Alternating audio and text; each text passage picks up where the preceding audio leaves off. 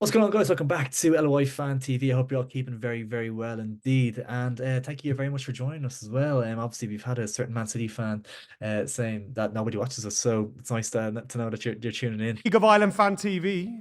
I think. Oh, great. Who watches I think that? you've spawned that. League of Do you Ireland know who I Fan support? TV. No, I support Bohemians. What have ASTV done to the world? I'm a Bohemians man. League of Ireland Fan Oh, TV. no. Give a big up. Well done. Big Good up luck. you. Yeah, good luck. Good man. luck. Luke, how are you doing, man?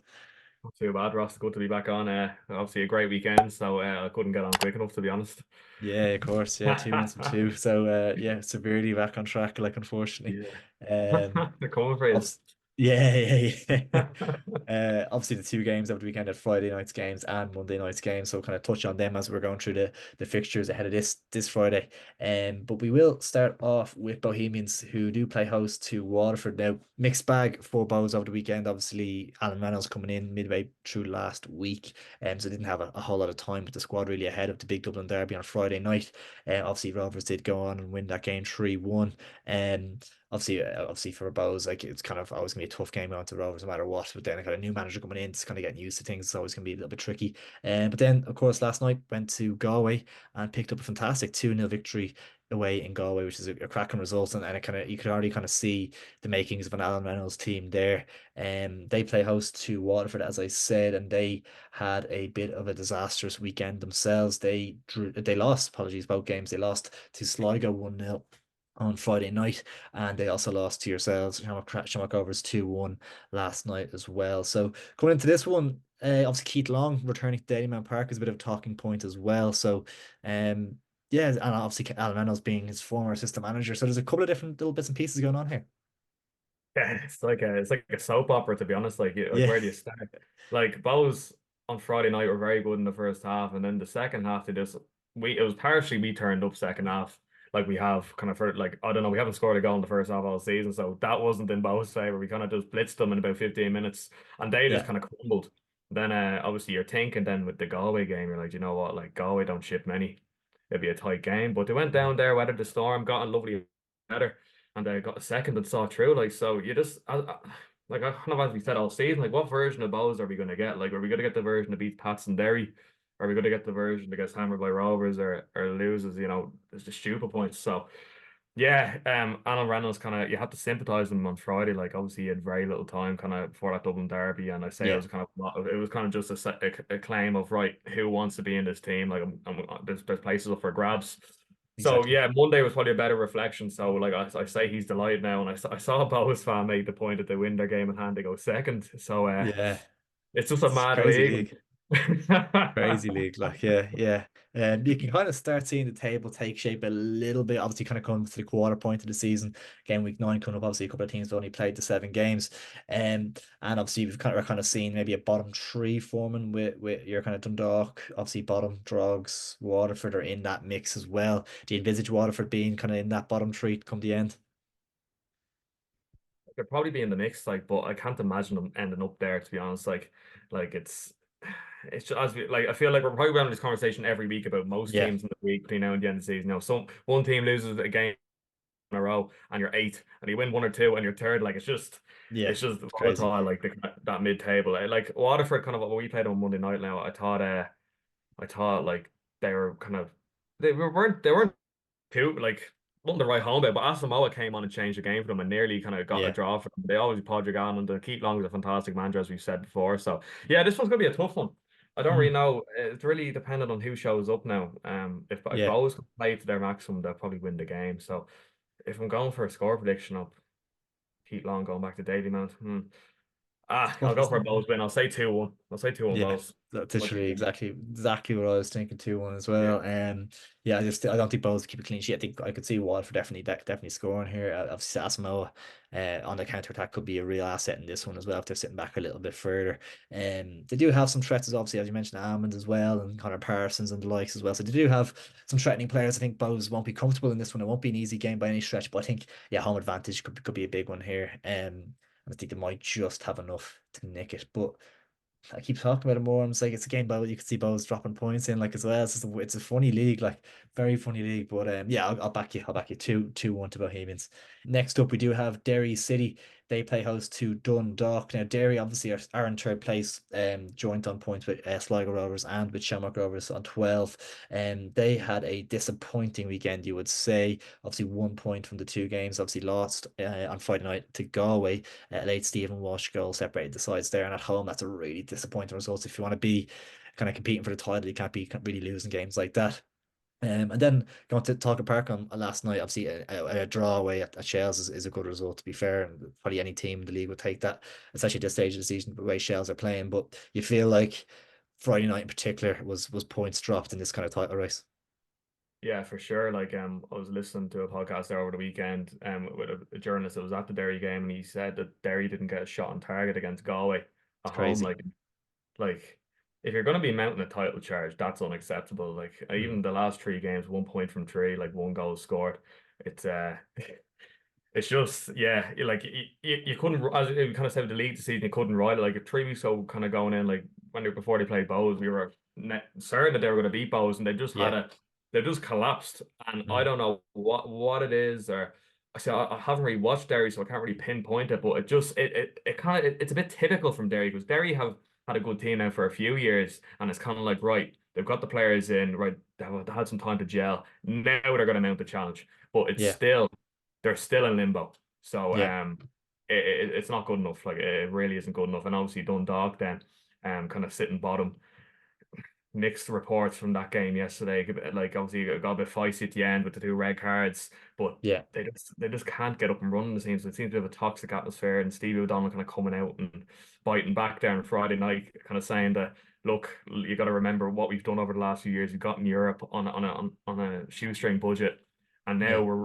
we're actually, it's catching up with us. So yeah, like if Derry kind of have to win this game, and I can't see a 100%. world in which they don't. The thing with Terry is like it feels like they have the missing piece was Human, and they just they can't, I obviously similar to yourself. I haven't watched a whole lot of them. Obviously they didn't create much last night against Shells, but I haven't watched a whole lot of them outside of that.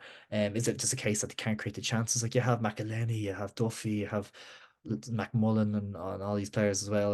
Like they should have the people there. They should have the squad there to be able to challenge, and they should have to be able to create the chances for Hogan. And kind of we see him, if you do create chances for him, he will score. He is that player. Like he's proven it week like season in, season out. Like so, yeah, it's a really concerning time for Derry that obviously still touring the league. It's not a disaster by any stretch, but it's just, yeah, the results recently have been really poor. I've seen kind of Rory Higgins saying he coming into some coming under some pressure as well, which is interesting. Because I think the budget that they have, they should definitely be closer to Shells, you'd imagine.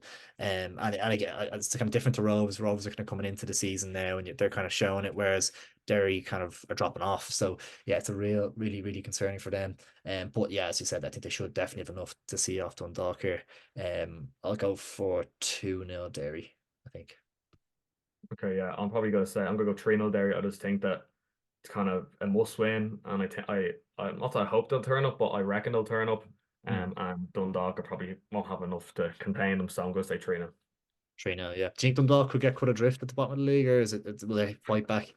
Not looking good. Like they have good players, but I don't know. It just seems like a club that's divided never does well. Like and it seems really toxic up there. Like they kind of, it's not like the crowd's getting behind the team and the team isn't producing. It's just a bit of everything, and that's Yeah, never good. And obviously, kind of O'Donnell kind of hasn't been positive either, and he's under pressure. So everyone's under pressure up there. The new ownership, the players that aren't really proven. I don't know. It's one of those seasons you could see them doing something like getting a surprise result here or there, but as of right now, like I have not been convinced of them at all since they played the opening day of the season. Like they've been just terrible. yeah. It's an interesting one. Like, is it one where O'Donnell's like obviously he's going to be under pressure naturally, being bottom of the league and being 3 points off ninth and 5 points off eighth already, but it's like, what else is out there? Like, what manager do you go and get? This was kind of the guy they prized off St. Pat's after St. Pat's won the league, and he's looking like a really promising young coach, and probably a manager that would get another job somewhere else in the Premier Division, and he might do it well as well. So it's kind of a weird one. Maybe you do need to get a fresh face in there and kind of freshen things up and to give them a chance, or just stick by. It's really, it's a difficult decision. Yeah, like Stevie, I really rate him highly as a manager, Stevie Don. I think like give him the right circumstances, he'll thrive. Like it's Mm. just He looks as you frustrated, said, like. yeah, who are you gonna get in? Like there's no one Mm. really to get in. Like he kind of is your man. Like, sure, as you said, he won the cup with Pats and walked away. Like, to go back to Dundalk, they're his team, that's his side. Like that's who he supports if he wasn't playing anymore, coaching. Like that's Yeah, his team. So, yeah, that'd be kind of final straw stuff if they sacked him. I think they'd be doomed then. He's just kind of the glimmer of hope, in my yeah, opinion. I think if there's yeah. anyone to get them out, it would be him. So Next up, then obviously we do have Drogheda against Shelburn now. Drogheda are second from bottom. They've 6 points from their opening 7 games. They did draw with St. Pat's on Friday night 0-0 at home, and they drew again 0-0 at home to Dundalk. Sorry, they were away in Pat's. Sorry, they were home both games. Sorry, but two home games, 2-0 draws. And it's kind of one of those where we kind of thought Drogheda would be a little bit better than they've kind of shown so far this season. They've been a little bit disappointed. Obviously, we kind of thought France Perot coming in would hit the ground running. Obviously, the great season last year in the first division. He hasn't really got going at all yet. I don't know if he's actually scored yet. don't think he has, no. No. So like 2-0 draws. They seem to be okay at the back, as you'd expect. In the last couple of games, but yeah, scoring goals seems to be an issue for them, especially against Dundalk at home. You kind of want to be winning that game. And they obviously play host to Shells, who did draw last night 0-0 against Derry. I think before that they had 5-6 wins in a row. So the informed team in the league, 8 points clear at the top of the table. But Damien Duff did say that the team is suffering from a virus right now to going around the camp. That was kind of a line he used after the game. It was maybe a reason for the kind of flatness around the fixture. And obviously a game against Derry, you're kind of like, regardless, obviously Mark Coyle was out, the captain, he was suspended as well. So to kind of get through that with all the issues, you're kind of happy enough with the 0-0 draw, really, from a Shell's point of view. You're kind of how to take it. It's kind of one of those games I think both teams would look at and say, okay, if we're not going to win this game, just make sure you don't lose. And it kind of reflected in it. There was no real clear cut chances, kind of all half chances really. So I think both teams kind of shook hands in that really. But I think Shells, if the camp's better this week, hopefully all recovered, they'll probably fancy their chances going down to draw them. For sure. Damien Duff has an unbelievable ability to deflect results off the team and just bring the talking point elsewhere. He does it every week. And Yeah, I've actually never seen a manager in the league be so good at it. Like, you yeah, think, God, 0-0, like, oh, Shells will stop their win streak now. Like, what's he going to say? And he comes out and completely changes the narrative. Like, he's so narrative, good. yeah, And that's why I kind of look at Shells over Derry. And like, as Bradley even said it, called it weeks ago. He was like, they're going to be our biggest challengers ahead of Derry, like, because Dover is the difference maker. So like, yeah, that I just thought that was fantastic from his point of view, because everyone now, no one's talking about the fact that Shells dropped 2 points. Everyone's talking about no, the fact that everyone was sick and it was the best point in 2.5 years. Like, so yeah, yeah, yeah, you'd fancy Shells get back on track against Drogheda now. Like, Drogheda, look, we're only saying they're leaking goals for fun after their big defeat down in Sligo, but if you look at on paper, they've 3 clean sheets in the last 4 games. Like, so yeah. that's decent reading for them. You're looking at the ninth in the league. You wonder if you'd offer Kevin Doherty ninth now, would he take it? I But wonder, yeah, I because they probably have wouldn't the be. smallest budget in the league. They massively overachieved last season, Mm, and you wonder how Dundalk's going to pan out. Will they invest in the summer and kind of draw their kind of looming around that relegate? You could see them there all season. You wonder. So yeah, it's going to be an interesting game. Now, obviously, United Park, high pitch. Yeah, but I just think Shell's got too much of them. What do you yeah. think the score will be? I think Drogheda will look at that kind of bottom four as like a little mini league for themselves, and they'll probably fancy themselves over the course this season to come through it. But yeah, maybe they would take on just as that safety bank. But I think that they back themselves to maybe get eighth or seventh. Obviously, I think it's going to be end up being the bottom four at the moment. Will probably stay as it is with Galway, Waterford, Drogs, and Dundalk as that bottom four kind of all fighting it out in a little mini league, as I said.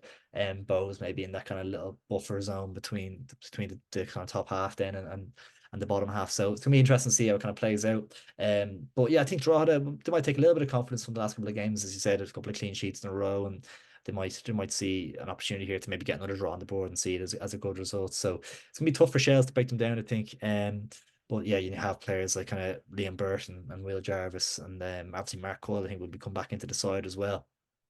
Makes Yeah. such a difference in sort of touch tight games like that. Liam Burt is an interesting one as well. Obviously on Friday night, massive part to play in both goals. He scored an absolute worldie to open the score against Dundalk, and kind of caused an own goal then for the second goal as well, which is a decisive goal. I wonder if Rovers have a recall clause in that loan deal, and will be attempted to use it. Do you think if this title race is heating up mid season? I don't think Liam Burr has the future of Rovers. Like, it just from what I heard from last season, it kind of didn't really work out for both parties. And he had Yeah, glimpses, like he had a man, he came out of nowhere against Cork and had a man of the match performance, and he kind of could see what he does, see why we signed him. But yeah, it's just one of those things. I think he suits the likes of yourselves better. And obviously at Bowes, he was the main man. Like yeah, Rovers is a very kind of like squad mentality, kind of everyone plays their 25, 30 games. I don't think that suits him as a player.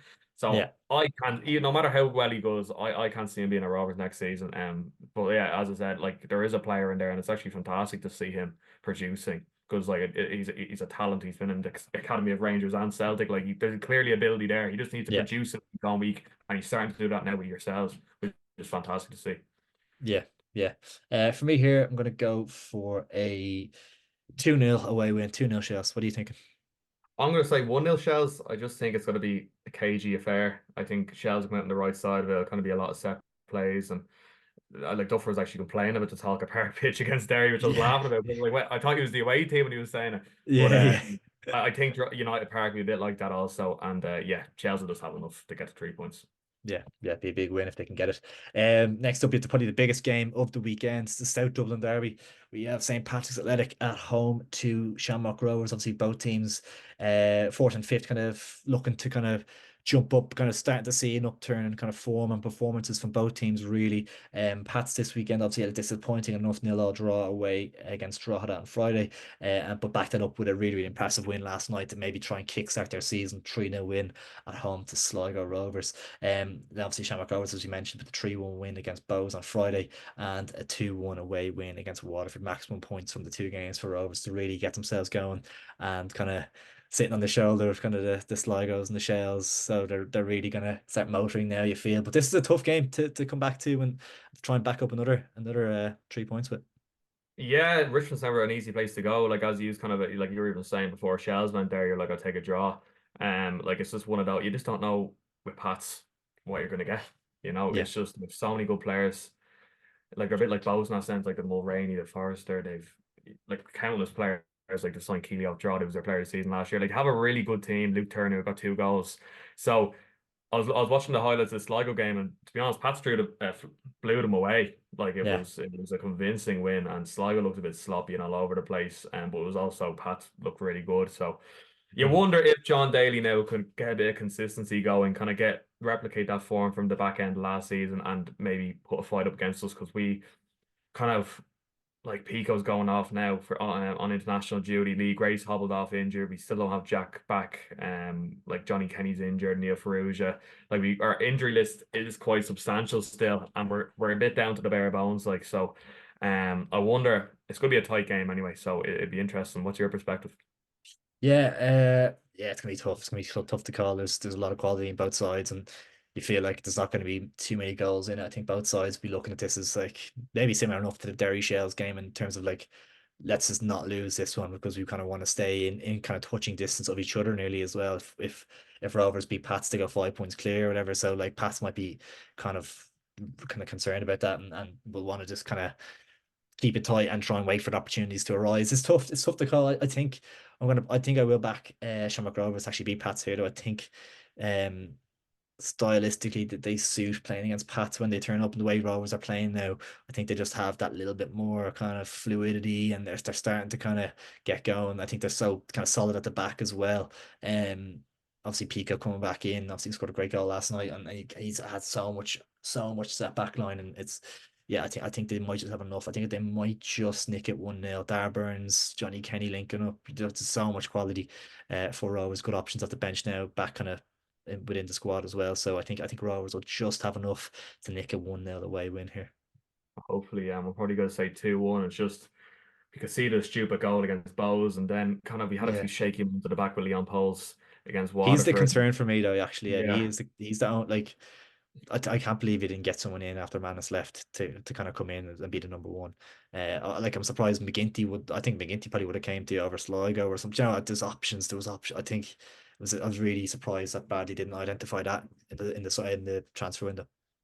yeah. Well, probably like Leon should have been starting ahead of Manus last season. Like he looked really good when he came in, but it's a completely different story being the number one to being the number two. Like there's no real pressure on you as number two. All you No. can do is perform and try to keep your jersey. But when you're the number one, you're the man.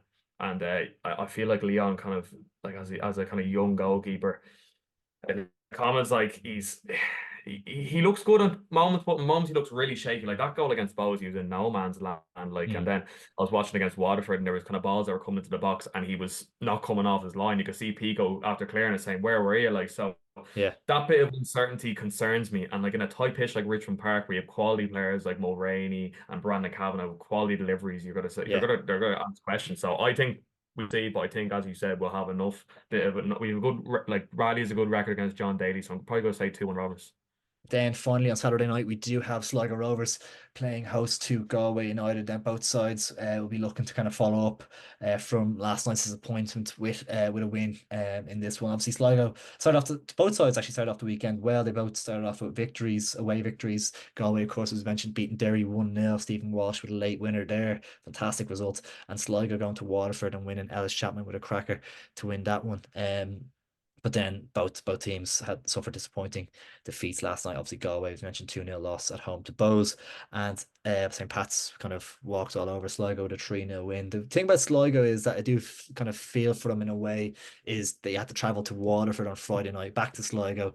Then they had to go to Dublin on Monday night. So it was a kind of a tough weekend travel wise for them. And maybe that was a reason for their kind of sloppiness and kind of lethargicness kind of last night. Another big concern for them is Nando Pidnicker went off injured.